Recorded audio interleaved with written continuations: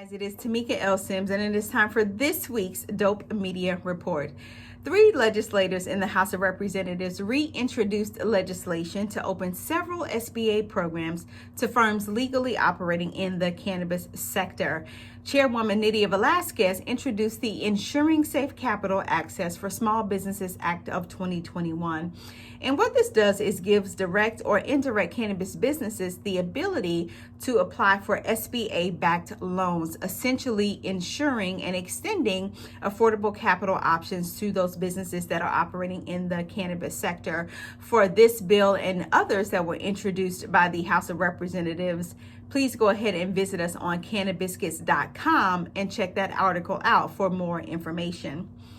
Moving on, a bill to advance marijuana legalization moves to the Louisiana House. This coming after 3 Republicans on the panel agreed to move the measure forward to a much wider debate.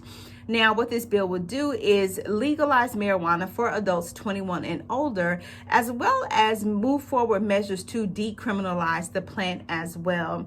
It is estimated that Louisiana stands to gain between $100 to $200 million in tax revenue.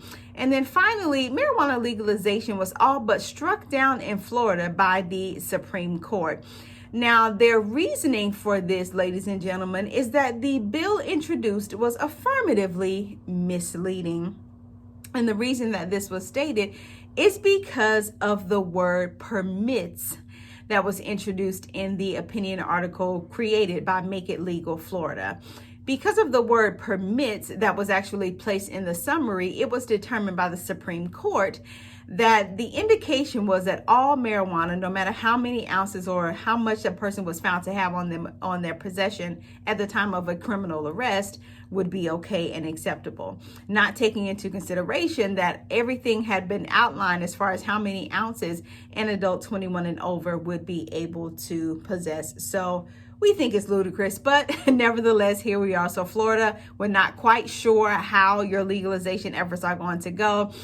We do know that Florida does have some of the harshest criminal penalties for those that are arrested and that have marijuana on their possession. So we'll keep you guys posted as always on Cannabis. That is all for this week's Dope Media Report. As always, we invite you to subscribe to our blog by visiting www.cannabiscuits.com. And while you're there, make sure you leave us your email address so that you're not missing the latest cannabis news that we deliver to your inbox weekly.